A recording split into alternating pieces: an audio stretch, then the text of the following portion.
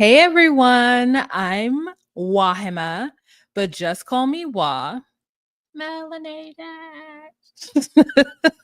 No, for real. So we're gonna get started soon. Thank you, Jasmine, for going ahead and telling people to like, subscribe, and share. I'm trying to figure out, Jasmine, how I can make you a mod because I'm not on YouTube specifically. I'm using StreamYard. And for those of you who are on TikTok, most of my attention will be going to YouTube here. So if you are interested in that, you can join me on Just Call Me Wah at YouTube, and you get to see all the things that I'm kind of putting up, pictures and such. Let me go ahead and delete these old pictures. We're going to get started around 5:45 to get more people opportunities to come into the room.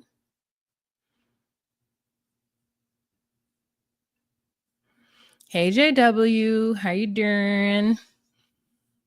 Okay, everyone here over on TikTok. Here, let me say hi this way. Is there not a way that I could just put on the screen what I'm doing?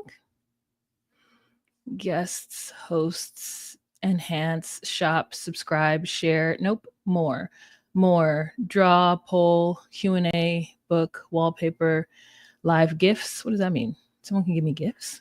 I love a gift. Okay, let's see. Flip camera, mirror, mute microphone, pause live settings, comments. Yeah, I don't know how to do this. So TikTok will this will be whatever it is. Okay, for TikTok. Now back to Facebook and YouTube. Hi. We'll get started at 5:45. So that's in a couple minutes.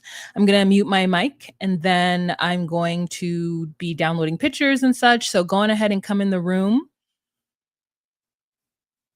and talk amongst yourselves.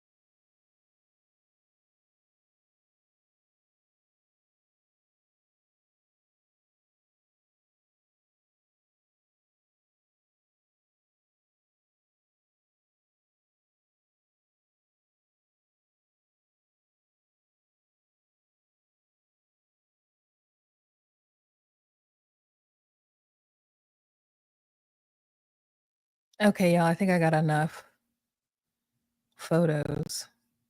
Delete. Delete. Delete.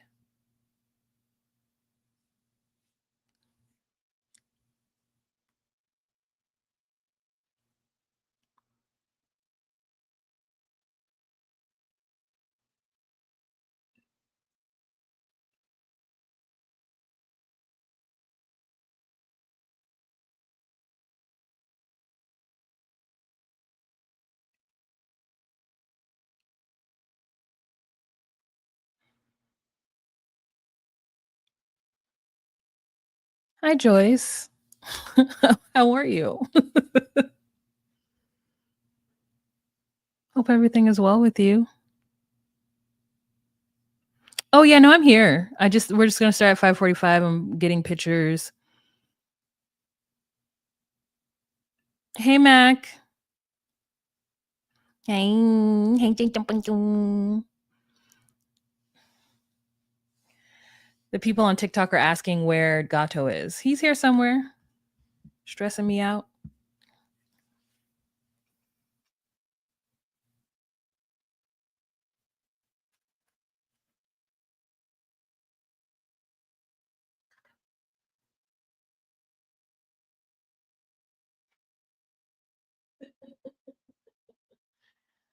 There he is.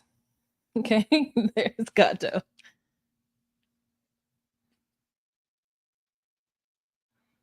Just waiting for my attention.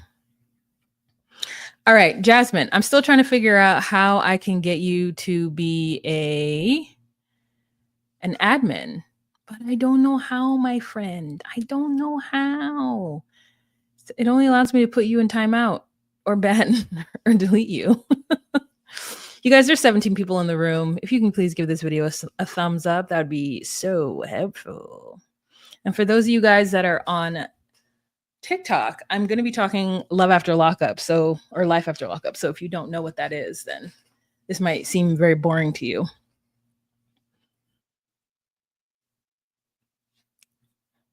Hey, Patty.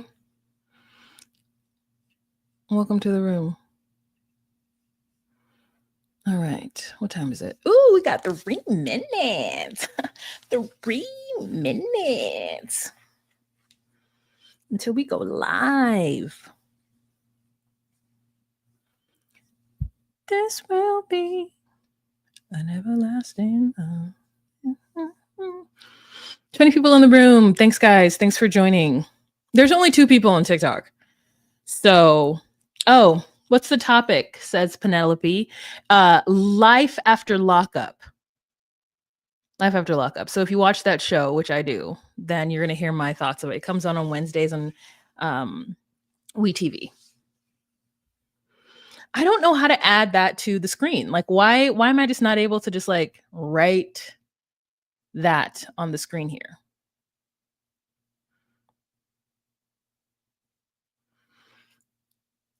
Polls and GIF vote, Q&A, playbook, AI wallpaper, draw and guess, no, live GIFs, comment, about me, live events, campaign, content disclosure, settings, dismiss, comment settings, moderators. Girl, I don't know how to do that. And then on YouTube here, I want to make someone a moderator, pero I don't know how. How did I do it last time? Before you just right click over their face and you can do that. It's been a minute. It's been un minute. Un minute.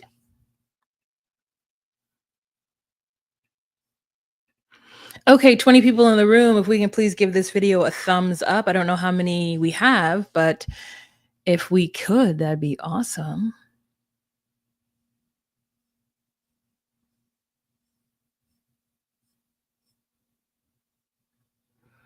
What is this? Show comments on stage. Comments take the stage. Live comments from viewer for on screen during the stream. Keep the conversation going and make your audience a part of the experience. Okay. Meaning as you guys chat, it'll just pop up? Well, that's fun. Okay, we're about to get started in a few minutes. Let me go ahead and take this down because I think everybody's tracking to the fact that we're going to start at 5:45. Let me get my media assets available. Oh, here it's 5:45. Hey everyone, my name is Wahima, but just call me Wah. Melanated. Welcome to my recap of Life After Lockup. This is season 6, episode 12, Sugar Daddy Drama. And let me tell you, do we not have some sugar daddy drama? The audacity and the for Courtney. I mean, really, I feel like this episode, Will and Courtney and then JK and Brooke gave us all the drama that we needed because the rest of them were boring, smoring. Okay, let me get my water. And let's jump right in. Okay, let's mark that this started at the 15-minute mark. So we can drop that in the thing below. Hey, Mickey, how y'all doing? How you doing? All right, so for our first couple, we are going to start off with, let's start off with somebody boring. Daniel and Bianca. Let's start off with them because the only thing that really happened in this episode that is really kind of noteworthy is that Daniel finally just did what he needed to do for his own peace, which is something that we've been looking for him to do. At least I didn't realize that until I was watching this and I was like, oh yeah, I just really want Daniel to be at peace with himself. Because Bianca is not it for him. She's not. Now I will say she looks great in red. She looks great in red. So like chef's kiss to whatever's happening in this and who told her to wear that red. Chef's kiss to that. But we started this episode where he's checking his email and he's like, oh, shoot, like, oh my God, I can't believe I almost forgot this. And it turns out that he has court for a shoplifting charge that he got 6 years ago. So this is something that I think Love After Lockup, while it is a program that kind of gives us the details when it comes to certain federal and state laws with those who are incarcerated. But it's interesting because if you commit a series of crimes, right, and then you go to jail or you get caught or you get accused of certain ones, and then but other ones take precedent of other ones. So it looks like in this instance he committed this crime but then got sent to jail for something bigger, and now that he's out of prison they're like, oh hey, guess what? You still owe us for what you did before. And so he got an email about it, forgot about it. He's in the kitchen telling Bianca about it, and Bianca has the audacity to like give him some kind of like, well, you are being irresponsible, aren't you? And I think that she thinks that she's being helpful, but it is very clear to most of us that like she is absolutely not being helpful at all. It's patronizing and it's treating him. I feel like Bianca treats him like she's the adult and she's the one who has the upper hand in the relationship because A, she has the money, and B, she's never been to jail, and C, she's never been an addict. Like, I think that those are the things that has her believing that she's better at adulting than he is. And you know what? I'd say that there's a space for feeling like you're better than at adulting than other people. I know. I feel I'm better than adulting than a lot of people. But it's really interesting the fact that at this current time, he is the one who has the job, and he is the one who is like trying to put his life on the straight and narrow. She's the one who is like, well, all you have to do is just follow me into hell and let's have a baby and let's entangle ourselves and let's get married. Like, she really believes that getting married and having a baby will solve all their problems. Like, in fact, a juvenile. Like, I feel like only a juvenile believes those things. So this is him looking at her like, bitch, I know. And I'm going to say it for him because he can't say it. Bitch, I know. Why do you think I'm going? And the only thing that's negative for her in this instance is that she's like, so you're not going to be here? You're going to be gone for another day? And I don't know what it is like to feel so like owning of someone's time. Like I I feel like if I'm in a relationship with somebody, yes. Do I want to talk to them every day? Yes. Do I want to hang out with them? Do I want to go do fun things with them? Absolutely. But do I require every waking hour of their day to be with me or thinking about me or like all on me, me, me, me, me, me, me? No. And it feels like that is what she wants from him in such a very weird way. It feels like that's what she wants from him. Like she feels like she owns him and that like his whole purpose in life is to be revolving around her. And she does nothing all day because she doesn't work. So it's like, what is he supposed to do? Just set up in that house? Like, I don't know, being present for her. I don't know. It's weird. It's weird. It's weird. And I'm trying to better understand it. But, you know, I got to come from the place of like, well, I've never been in a relationship. So I don't know how y'all are supposed to behave in these relationships. So the next morning he gets up and he has to drive to Bullhead, Arizona. They're currently in Scottsdale. He has to drive to Bullhead. It's about 4-hour drive. And he's like, I didn't say goodbye. I just left. And I'm like, oh my God, well, that's rude. Right? That's rude. He just left because he's like, I just wanted a peaceful send off. I didn't want to deal with Bianca and what all might she have to say. And she's sitting there being like, I don't know why Daniel's so different to me and why he's so rude to me. Like, I don't get it. And then we have scenes where he tells her what it is and she just makes excuses for that behavior. She says that Daniel's been treating her rudely and differently lately, and she just doesn't know what's going on. So she ends up meeting up with her friend in some very busy pet shop. And they're in this pet shop, and this woman who is 10 years older than Bianca, who Bianca's like, I have to listen to her because she's 10 years older than me, is like, yeah, you should, you know, maybe he's different, or, you know, I didn't even listen to it. I'm gonna be honest with you. It was too much. It was too much happening in that pet shop, and that friend came and was trying to like get her to, I don't know, think about her future with him and whatnot. And I just want Daniel to be free of her. I just want Daniel to be free. Hey, Jasmine, I want Daniel to be free of her. Like that is what I want for her. And so when I hear her talking to her friends, or she has her segments with her peoples, and she's just, well, Daniel doesn't. I'm like, girl, I don't even care about you at all. None at all. None at all. All right, so let's move on to our next couple. And this was a really cute kind of scene, I thought. I feel like Leticia and Keith are doing this coming out of prison situation very responsibly. And I appreciate that, even though they did have to get it in. And, you know, Keith was very, very honest with us about how he felt about being able to feel up her booty. He said it was magnificent. It was an opportunity for me to be able to, you know, touch it and rub it and, you know, smell it, and all 5 senses just on her butt. And so I'm really grateful that we had that opportunity once I came out of prison, you know what I'm saying? And so he then is the one that is like, I need to be at my halfway house at this time. We got to get on the road. And so she's ensuring that he does the things that he's supposed to do. And I like that, even though it feels like she's for the shits and she'd be willing to kind of put things on the line in order to have more time with her man, my man, my man, my man. So, you know, he tells us how he turned her, and she says, he turned me every which way but loose. I love that saying. I love that saying. You know, even though it was used towards me and against me as a child to talk about what kind of beating I was going to get.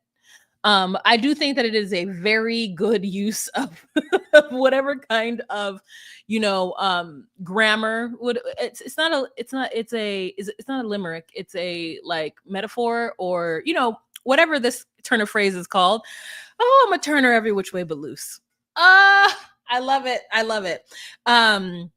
So they are on a bus traveling to Iowa, and she says the reason why they're not taking the limo to Iowa, because right now they're in Colorado.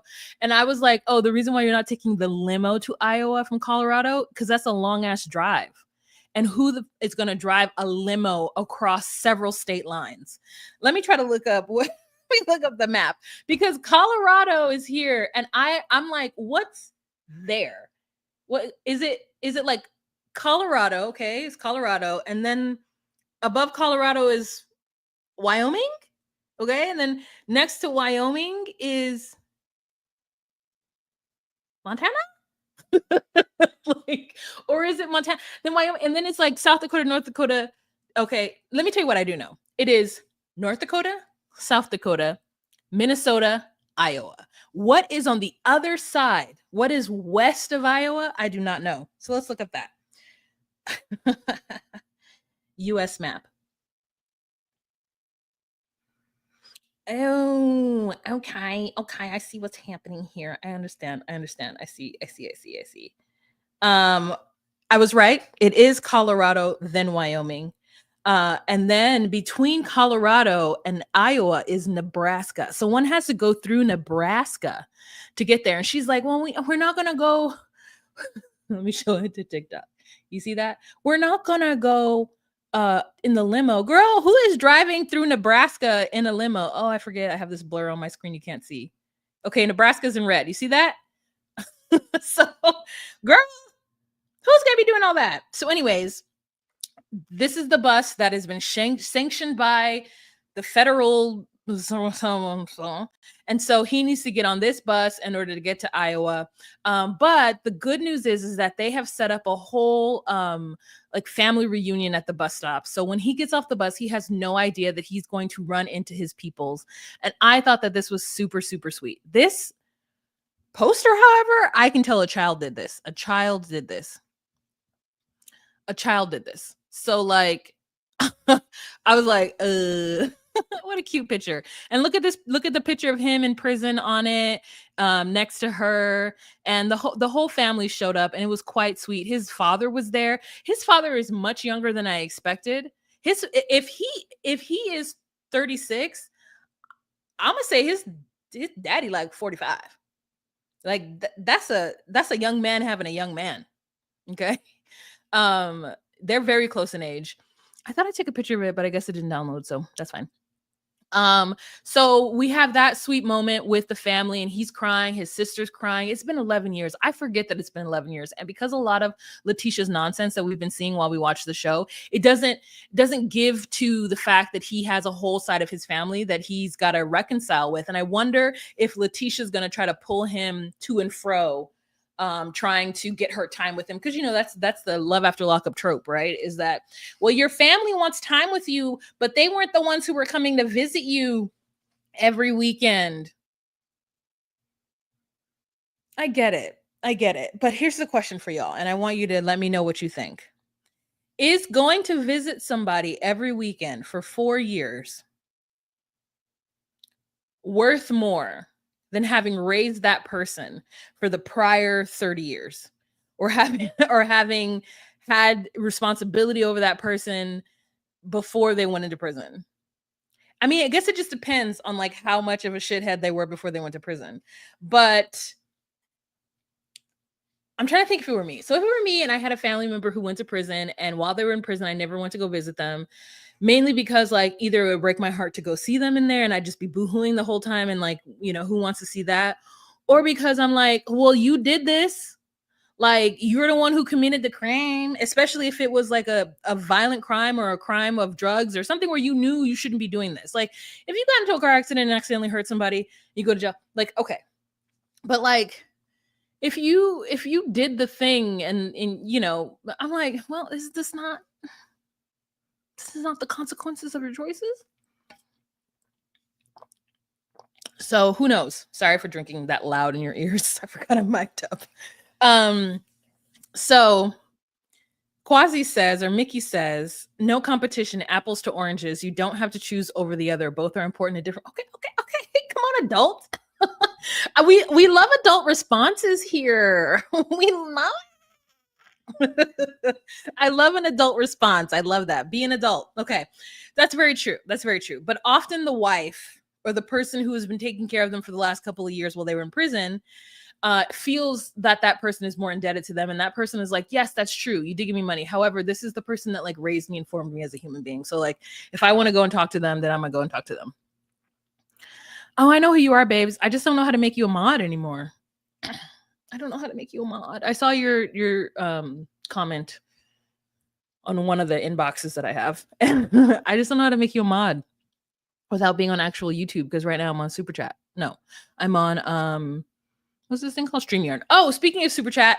All right, you guys. So if you would like to give your girl a tip, please go on ahead and do so below. Thank you so much to Joyce. Was it Joyce? Someone gave me a really generous tip last time and I cried because I paid a bill with it. I don't know if you guys know what's going on in my life, but I'm currently on an unpaid leave of absence trying to figure out how to pursue my dreams. It's not working. It's not going well. So I do have to go back to work September 2nd. But I've got things in plan and in place. And so hopefully I don't have to stay there for too long at my job that is sucking my soul and making it so that I'm unhappy and can't lose weight and stressed out and making perimenopause worse and like all this shit. Like, hopefully I don't have to go back, but it's looking like I have to. So I want to I think Joyce, it's on this phone that I'm using to go TikTok live. So I don't know what her name is. I think it's Joyce. Hi, Busola. Welcome to the chat. Can I just like leave out of TikTok and come back and have it be there? I think like you can pause it. Here, okay, hold on. Let me see. Said, oh, I see pause live. There it is.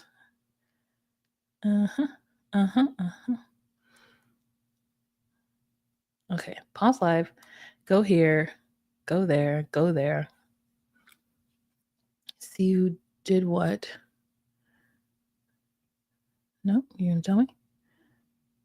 Yes. No, Jocelyn. It wasn't Joyce. So Jocelyn, thank you so much. I'm not going to say your last name because I don't know if you're on here and I don't know where your alias is. Thank you so much. Hey, Libra gang, Libra gang. Thank you so much for that. I really appreciate it. Like, I was like in tears because I'm like, your girl's out here on the bus, on the struggle bus. So anyways, Busola, thank you so much for the super sticker. I appreciate it. You guys are so sweet. So if you're able and you are feeling generous, I make you laugh, and you want to give to any of the other options that are down below, including a super sticker, you can do Venmo, Cash App, or PayPal. All right, don't forget to give this video a thumbs up, and let's move on to the next couple. All right, so let's go to a good one. So we've got Courtney and Will. So she's released, and it looks like he is packing to pick her up. Okay. She's been in jail for 2 weeks.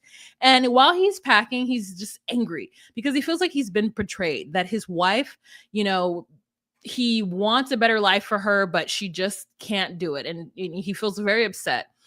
So he calls his friend Grant while he's on his way to Portland from San Francisco or either Northern California. And Grant is like, what the are you doing? Why are you going up there? Like, what's happening? Like, what?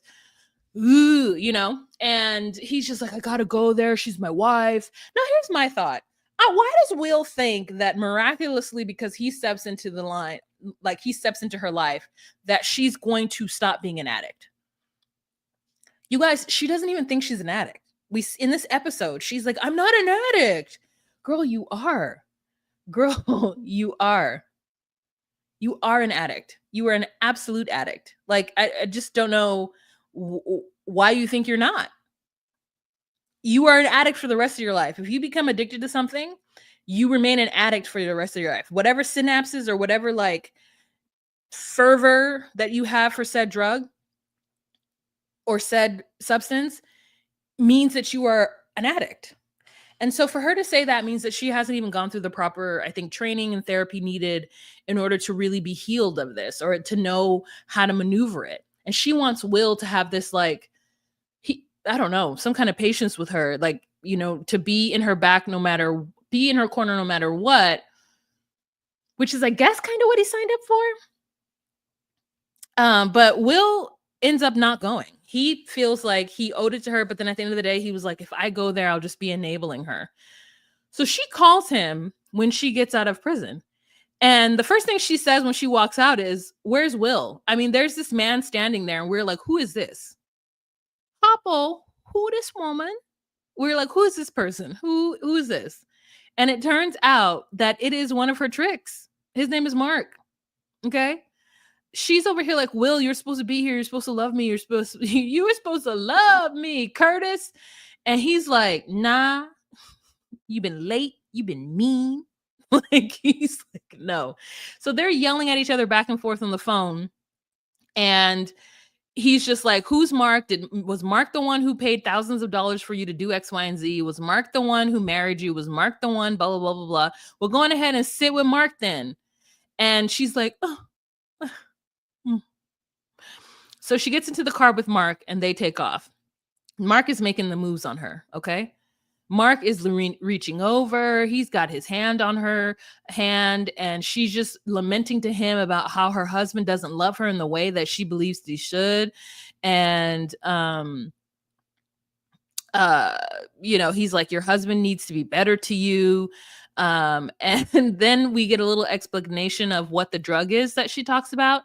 And she's like, it's like lean, and it was one day where I couldn't, get myself to calm down. And so I took some, and I was actually introduced to it before I went into prison. And the way she talks about it is like, it's not even a drug, or it's like not even addicting. Like the way she is just so, well, I know I messed up, but I deserve a chance. I deserve for someone to support me and be there for me.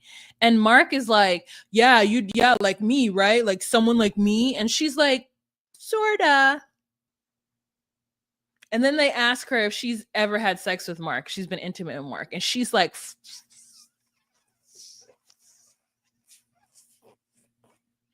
no. Like, and only thing I can think of is that his teeth are doing things. His teeth are doing things.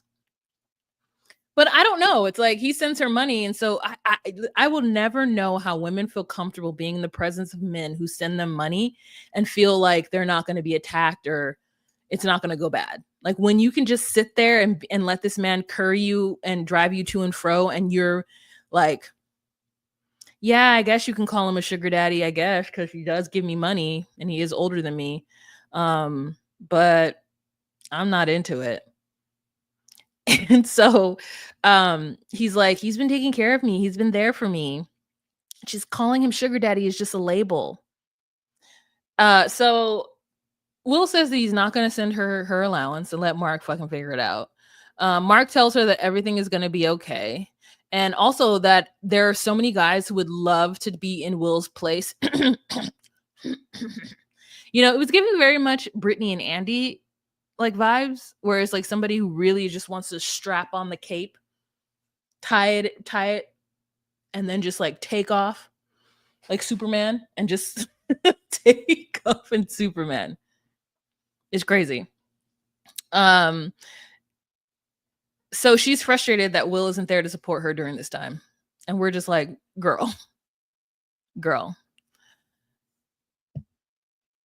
When you shop at the dollar store, you get cheap goods. Shop at prison for a spouse, same thing. He should know better. You know what? You ain't wrong.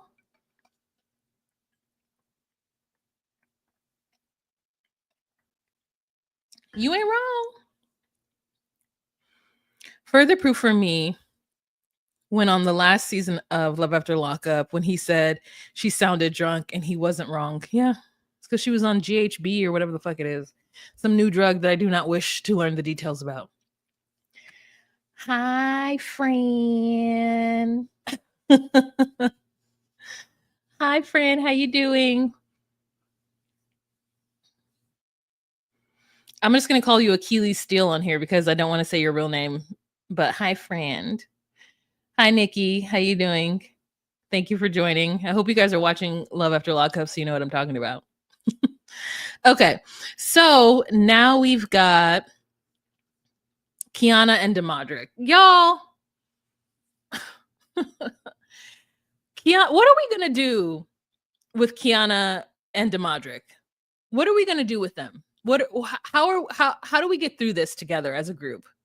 Because I think there's so many different things that we're dealing with that I want to point out, because I don't overall think that it's bad. I just think that they're both not being honest with what it is that they want. And there's Jawali Wally, Uchi Bang Bang sitting up there with this terrible ass wig. And she's playing it the most cool it could be played. Because she told her friend that she could get it whenever she wanted it from Deodric. And the only reason that she's not getting it with him because she's mad that he's over there with Kiana. What do we do in this instance, Mickey? Because you always got the sage advice. We've got a girl who's known a guy since high school. They get along really well. When they're together, it is best friends hanging out and having sex, and it is awesome. But along the way, he has 3 kids with someone else, and she has 2 kids with someone else.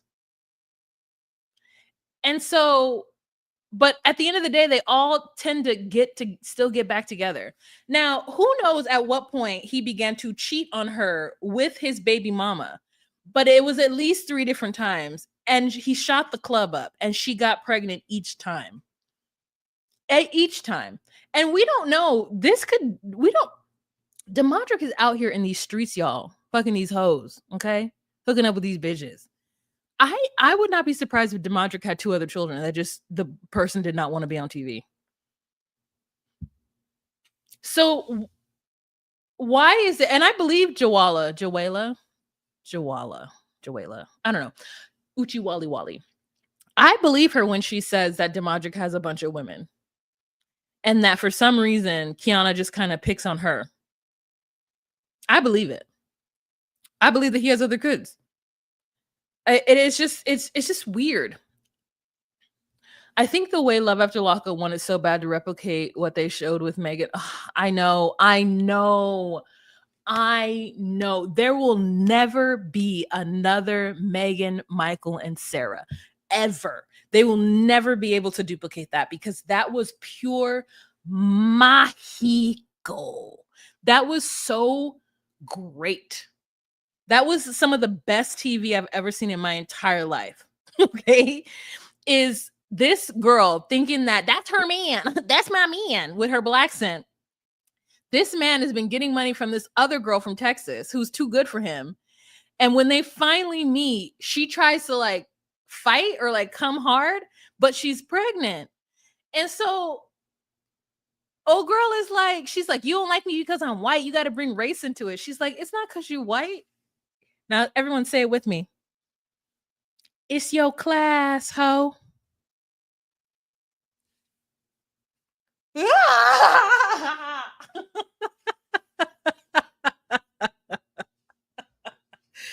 It's your class, ho. I mean, so effortlessly. Like, I just feel like when I say that, I feel like I'm hovering above the ground, just walking slowly. Just like, So, yeah, some of the best TV I've ever seen. Yep. Since then, almost every season, they attempt to make a throuple. The only one that was interesting was Trouble with the Mixed Plus Size. Oh, last season with what's his face? Julian? Yeah. I wonder what happened to Michael and Sarah. Why you reenacted the scene with the wig at the hotel was my favorite. Oh my gosh. Oh my God. Did I react? Did I do it on YouTube? Oh, I have to find it.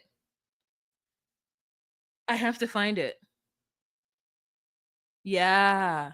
Remember reenactments? I love those. You know how long it takes me to do one of those reenactment videos? 6 hours. It's too much production. I can't do them anymore. Now when I got to pay the rent, you know what I mean? When I was living with my family, I didn't have to pay the rent. I could spend time doing all kinds of things.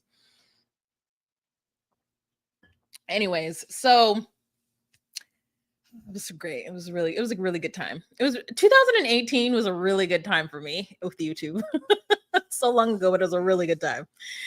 Thumbs up the video or drop something in the chat if you were there in 2018 with me. If you remember all those really good reenactments. I gotta find them and just do like a little montage of them. Okay, so who are we talking about? Okay, so Deodric gets to the house and Kiana's there. And he's like, I tried to talk to her about the little situation and she ain't having it.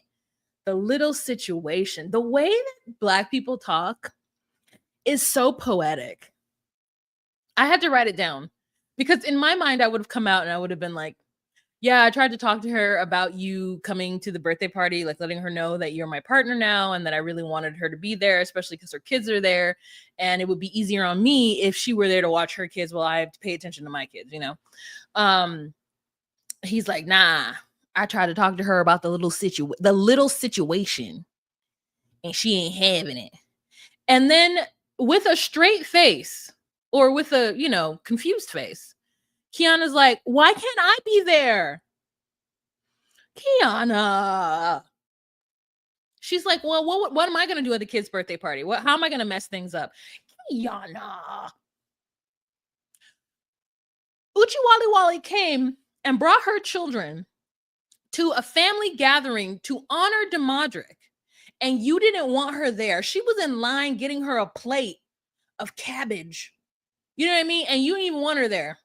Cabbage with some good andouille sausage in it, like a good cabbage. You didn't even want her there. She was minding her business, letting her children see their peoples, and you didn't want her there. And now you want to go to her kid's birthday party when there's truly no reason to go. And the reason why her kids are even invited is because Deodric's older son asked for her kids to be there. Now, Deodric is feeling some kind of way because he's like, this is little shit. Why are we fighting about this little ass topic? You can't go, and that's fine. And Kiana's like, well, I'm the love of your life, and I can't be there at your kid's birthday party. And I'm like, Kiana, okay, love of his life, sure. But secondly, what is this? His 6th birthday party? His 7th? This ain't even a milestone. It's not like you can't go to the I don't know, graduation or the 16th birthday or something that's like a milestone. No. You trying to just what? For a 6-year-old birthday party? You don't want to just listen, I'm gonna tell you right now, I don't have kids. But if somebody was like, Gotcha was invited to a birthday party and you can't come, I'd be like, take his ass. Take him. Go. Now I have a day where I don't have to worry about feeding him. I don't have to worry about grooming him, petting him, showing him love. It's a lot with his cat. He always wants to come up and like nuzzle me. And I'm like, your hair gets everywhere, bro. Go take a shower and then come back and see me. But anyways, so she doesn't want to have one afternoon without her children and like let them go have a good time. Girl, get you a wine cooler and sit back and watch some TV. Anyways, then we see the reason why they are a cute little couple. Well, here's a picture of him looking at her like she's dumb because he's like, what the hell are you fighting me to go to a 6-year-old birthday party?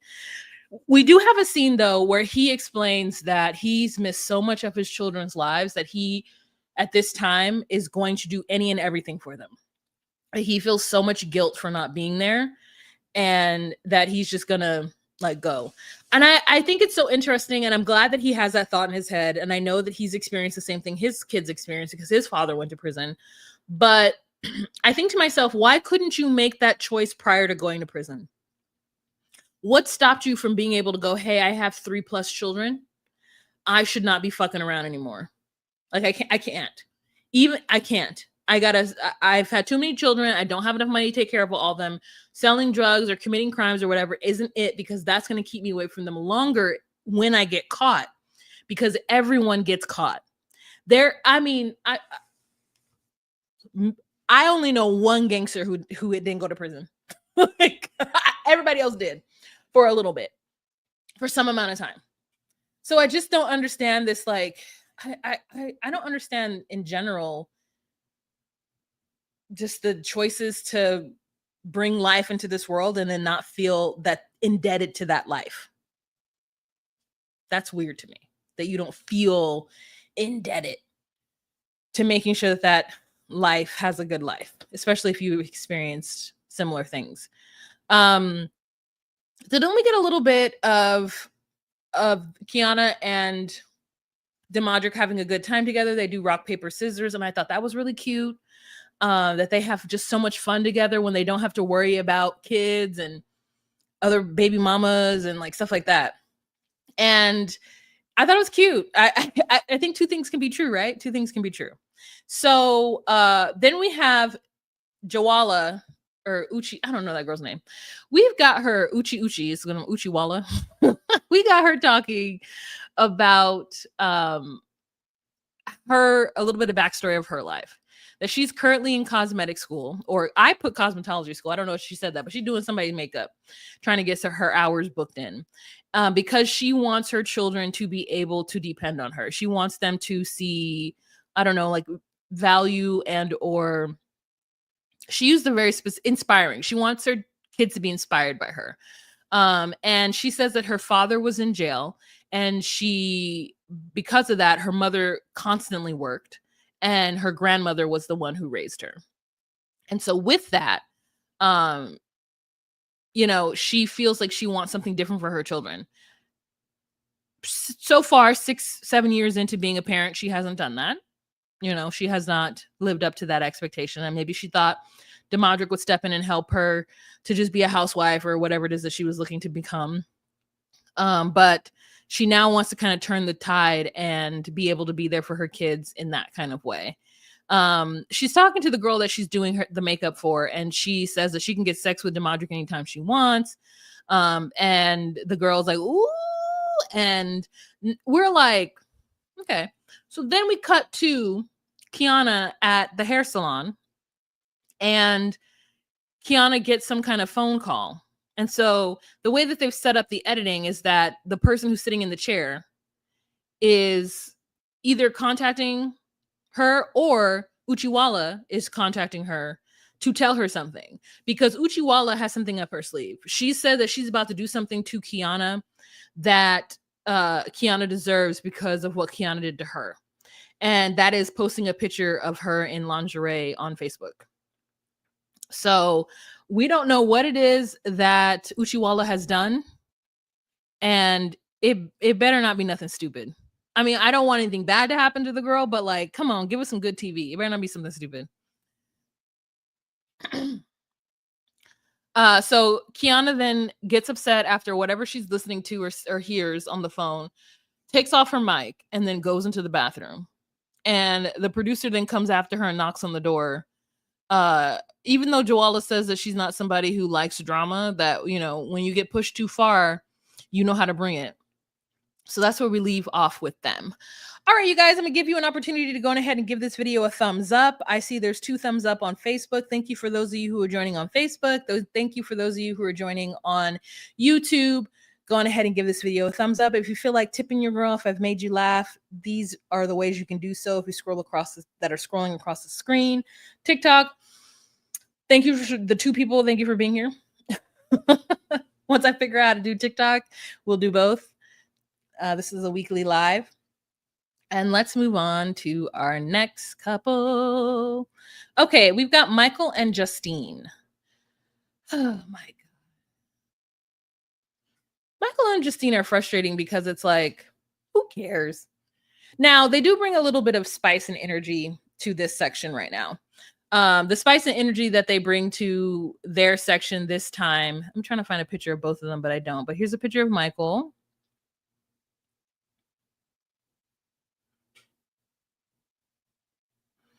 And that's it. No picture of Justine. But look at that baby. Look at that baby. Look at that baby. Oh, here's another picture of Michael. Yeah, no. I need Michael with long hair. I don't like this Michael. And it's like he's wearing the same shirt. It's like, if I could find the picture of him with it long and him being more svelte, ooh, that's the Michael I want. And he's tall too.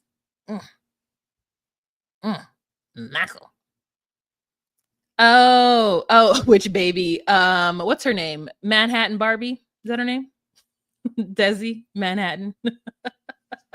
I hate the Caesar haircut too. Who told him to do that? Who told him to bring it back? We don't want the Caesar haircut. We don't need it. Thank you. Ugh. He looks so annoying. Like, ugh. No, I don't want that. I was presented with a better version. I would like the old version.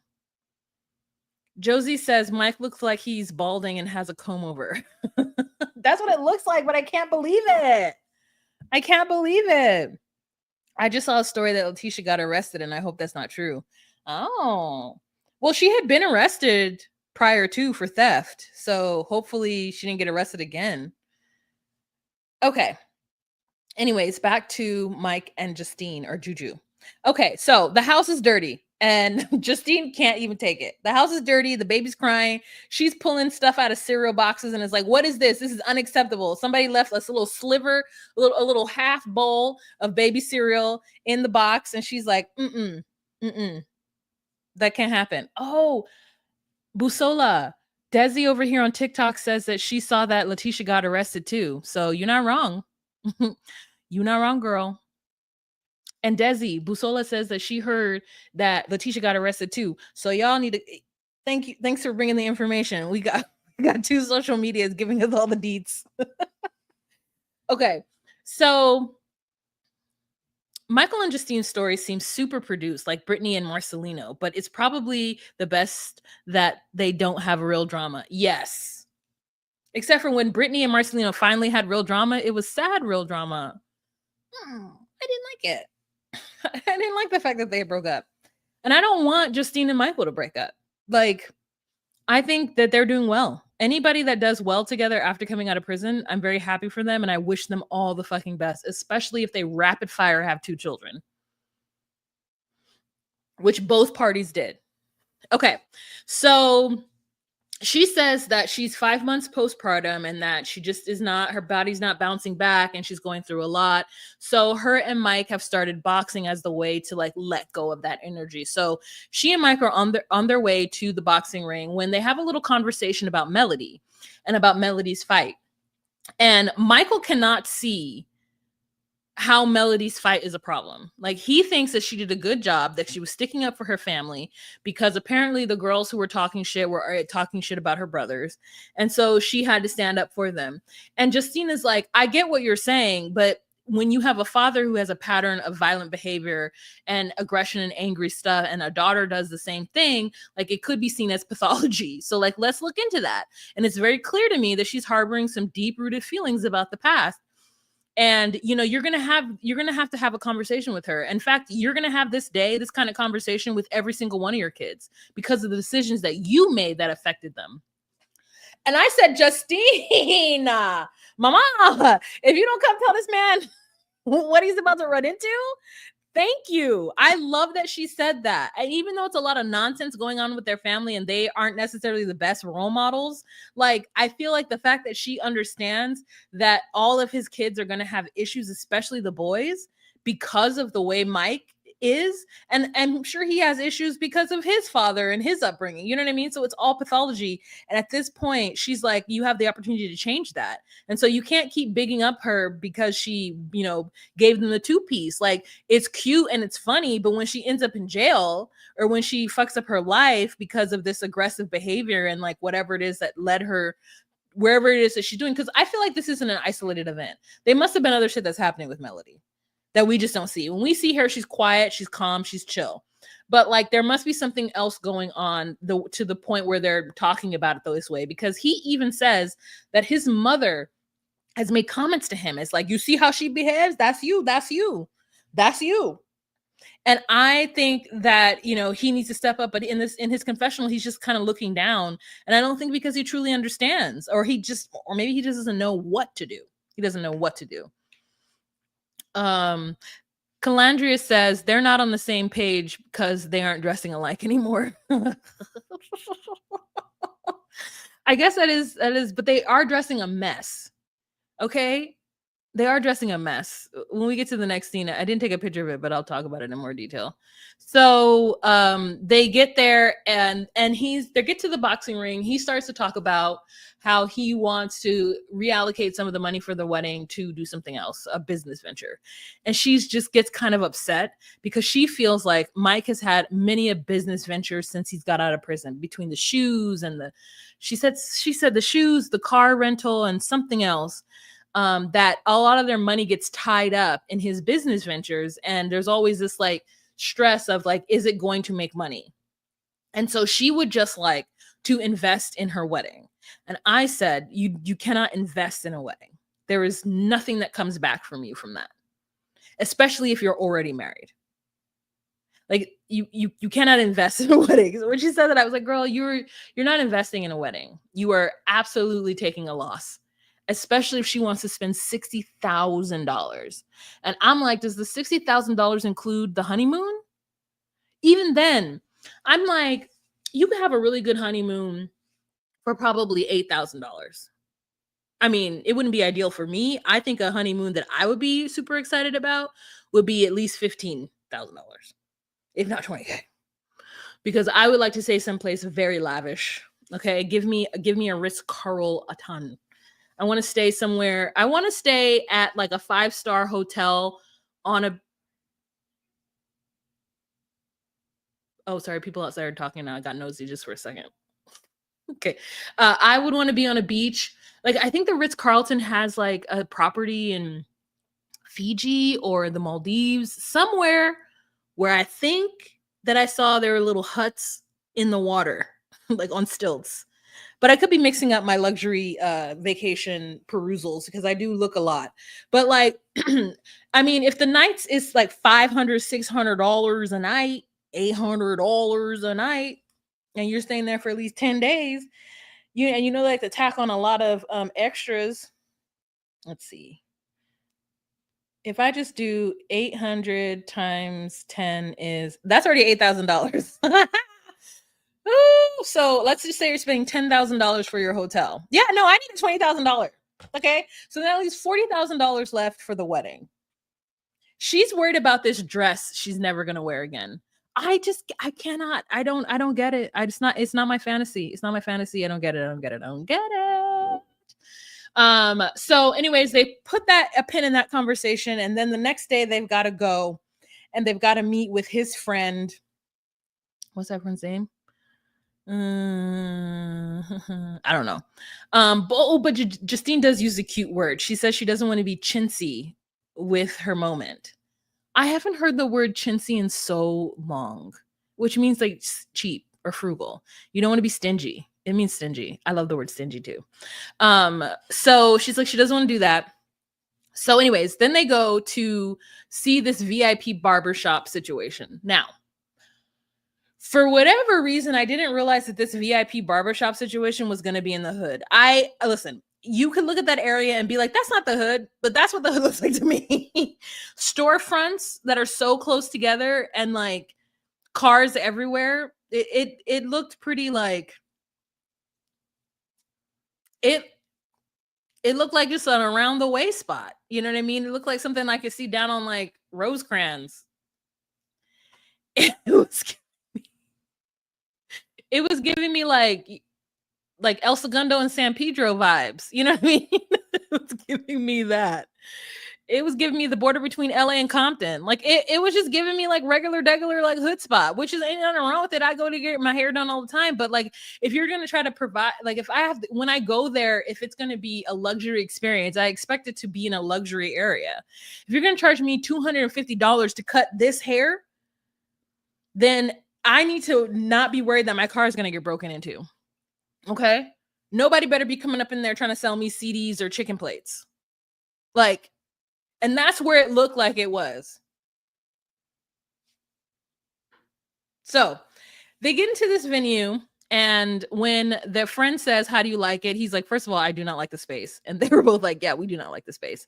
But he also was like, man, look at the fit. You looking fly. Yeah. So let's just talk about these outfits. So Michael is wearing a leather jacket that has bones on the outside of it, like a skeleton bone. And I'm like, I love me some Halloween, but that's ugly. That's oogale. Mm-mm. I don't want it. It's ugly. And then Justine is also wearing like an outfit and maybe a bomber jacket. I can't quite recall. And in that bomber jacket, she's got on, she has on jeans that look like they have chaps on them. Like they're two pieces. And so wherever they're getting these outfits from, it feels like, sorry, TikTok is doing something for me. Wherever they're getting these outfits from, it feels like they're getting it from like a local or like someone they know who's like, hey, if you get this us free, we're wearing on the show. And I was like, that's what it feels like. But then Michael compliments this man in his outfit. And I don't love military inspired outfits. I mean, I think that like what's that stuff called? Camo is cool because it's been in our lives for so long. But I don't know that I love utilitarian and or military style tops. You know, there was a moment of like utilitarian style tops, like season 1 and season 2 of So You Think You Can Dance. So that was like early aughts or late aughts. And then we have this man with this like puffy bulletproof vest.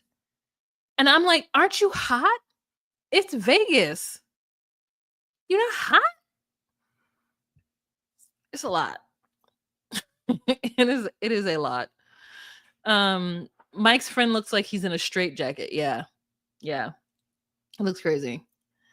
Calandria says that was the hood in Vegas. Yeah, that's what it looked like to me. That's exactly what it looked like. Girl, I will always reference So You Think You Can Dance. Don't even trip. Don't even trip. I will always use this opportunity to reference that. They were trying so hard with the fits. Were they not? Oh my God, they absolutely were. They absolutely were. So when they get in there, Justine, who put on the barest amount of makeup one could put on to be on TV. I'm gonna tell you right now, I know I talk a lot about her makeup and her lack thereof, but it's like, girl, I don't put on an eyeliner, concealer, and mascara. That is all you need, mama. Concealer? Stop doing other things because you don't know how to do them right. You don't know how to do them right. Get Kylie to put your makeup on or something, girl. You need a clean girl aesthetic. What you're doing right now makes you look like a tired mom. And I get it. That's who you are. And that's what you're giving. And that's fine and fair. However, I don't think it's what you're trying to give. Okay.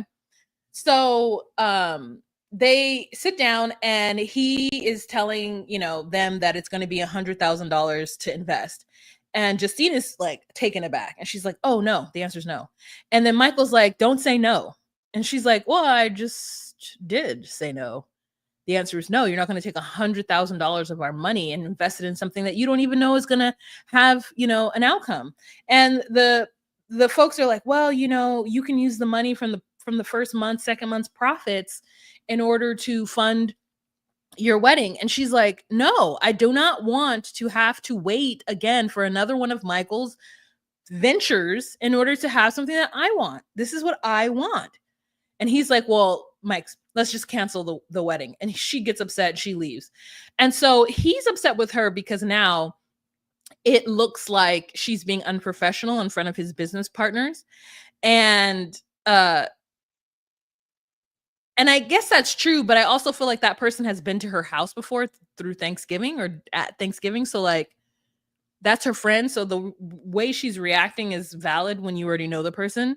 So in their confessionals, he's like, I just really want to do this for the family. And, the wedding is not that important. And she's like, well, let's fuck those memories.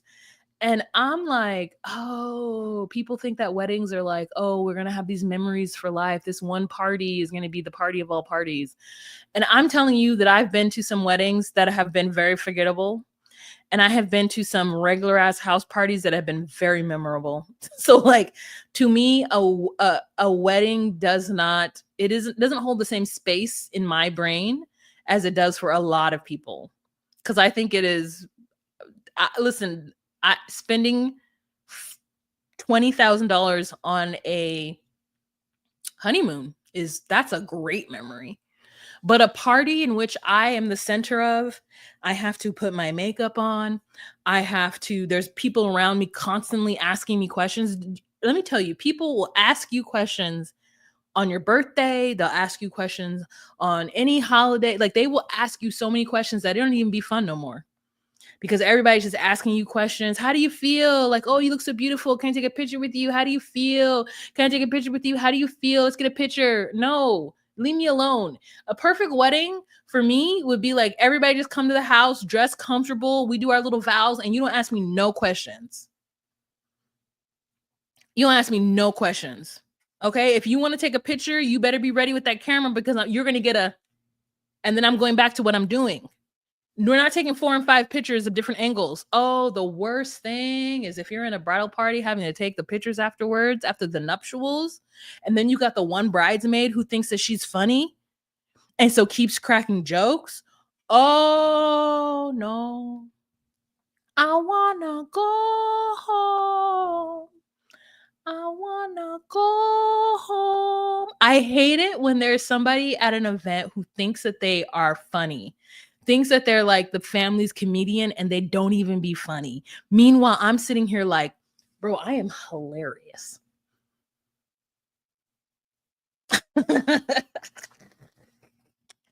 I wanna go home. I miss that sound. I gotta find it again.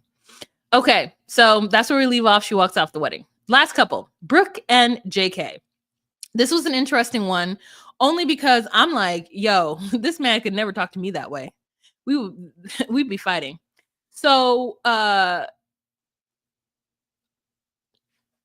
we're fresh off the conversation with Brooke and Bonnie, where Bonnie is now told JK immediately what's going on in his life with his girlfriend, and he then leaves the situation with his peoples, wasting that man's time for that truck to go and meet Bonnie. But we get a little backstory about JK. We find out that, you know, he and his dad have a kind of tumultuous relationship, and they both say the same thing, which makes me think that they had some kind of conversation prior to, where they're both like, I know that JK feels the kind of way because of my career choice. And then JK's like, I feel the kind of ways because of my dad's career choice.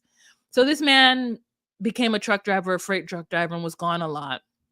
And so his wife or girlfriend or JK's mom, whoever she is to him, did most of the rearing. And I guess within there, JK felt like he wasn't loved and he wasn't appreciated by his father.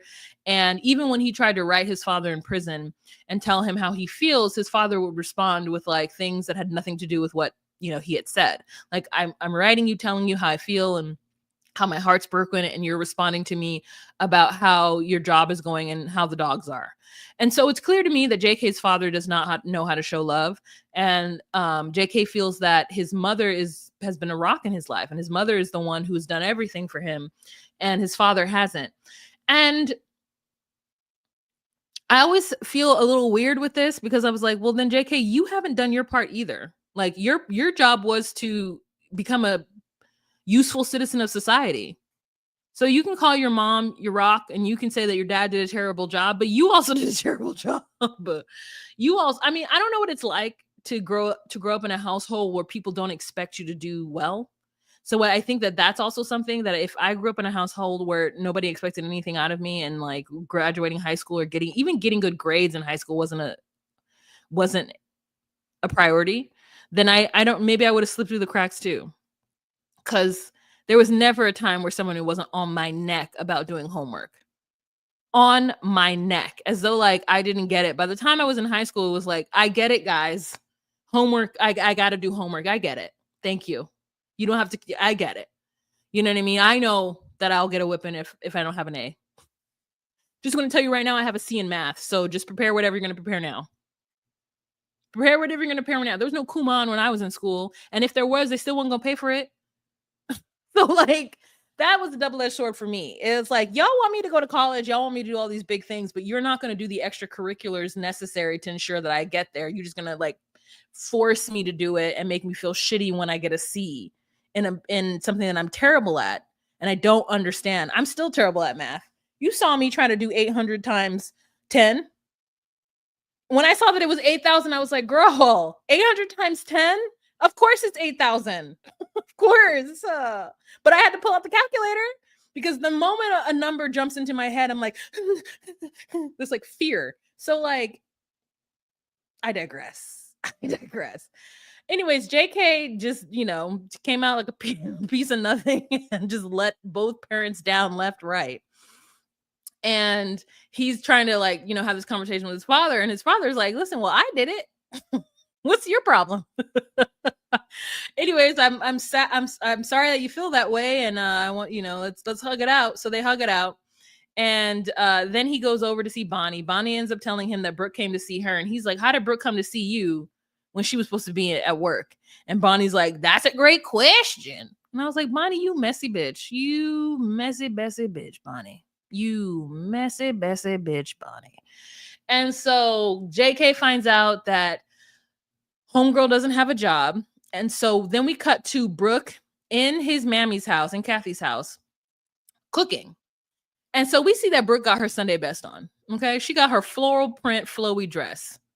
She got her Easter best on right now. And she's in this woman's house cooking, and she's like, I often try to figure out like how to cook for them because everybody's at work. And so I definitely make sure that I only cook the things that are in the house because I don't have no money to buy groceries. I'm like, girl. Now we see her here, what looks like to be meatloaf. She is smushing together this meatloaf with her headband on the same hand that she's digging into this meatloaf. So whatever dirt McGurts is on that headband is now in that meatloaf. And she's got some Sweet Baby Ray's on the side. And I said to myself, now I don't love meatloaf, but when someone else makes it and I don't have to make it, it often tastes better. When I make it, I'm like, get the shit out of my face. But if my sister makes a meatloaf with some mashed potatoes, when we get into our American bag, you know what I mean? When my mother makes the meatloaf with like some broccoli and mashed potato on the side, I enjoy it.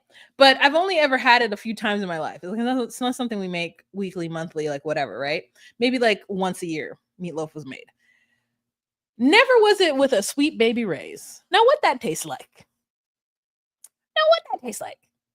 It probably tastes good because if you add ketchup to a meatloaf, like what does meatloaf have? Meatloaf have like onions. I think you can put other veggies in it if you want to.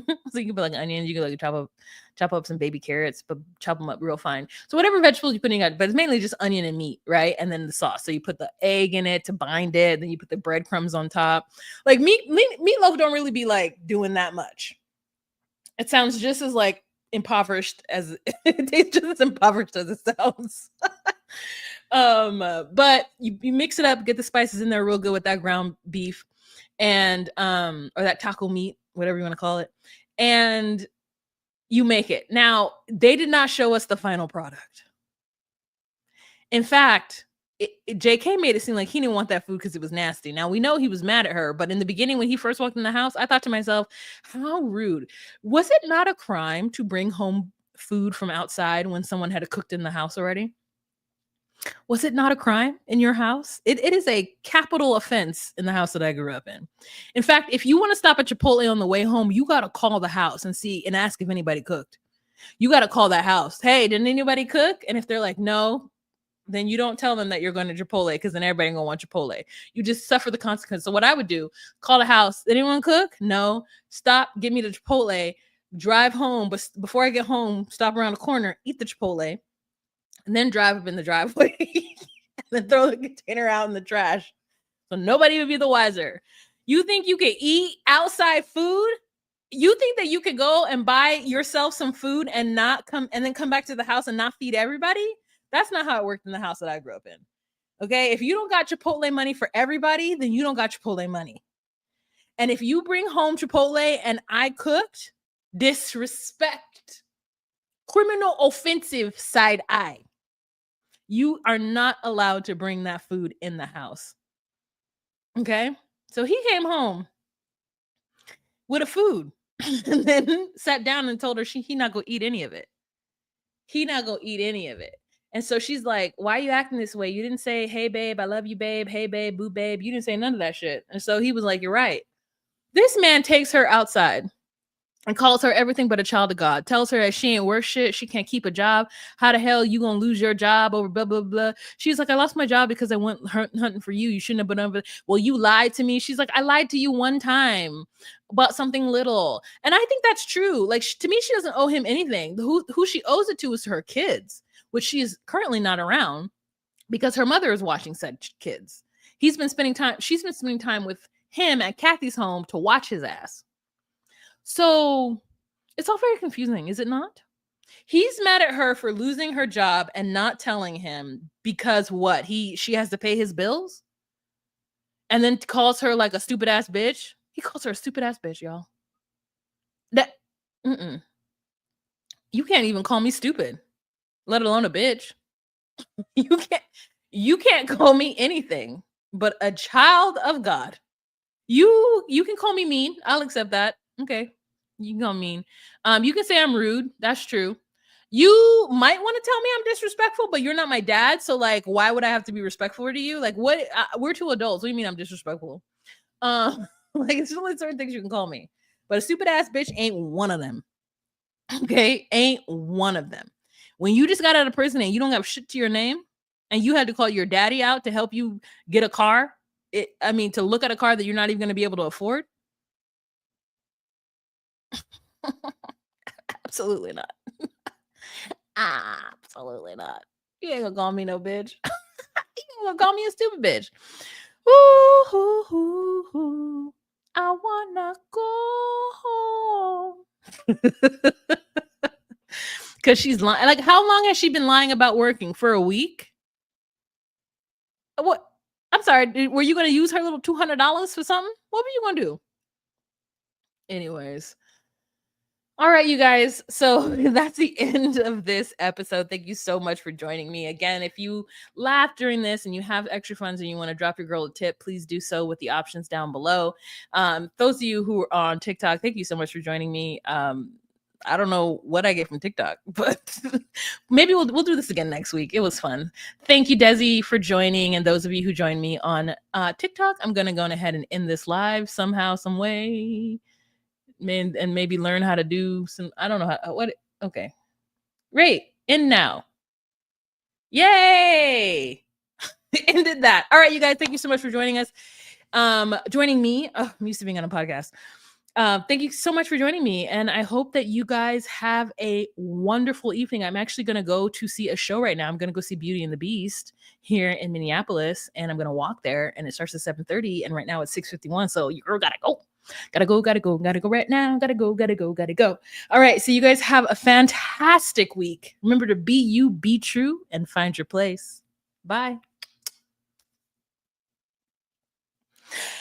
Sing it with me now. Jump in the line. Rock your body on time. Okay. I believe you.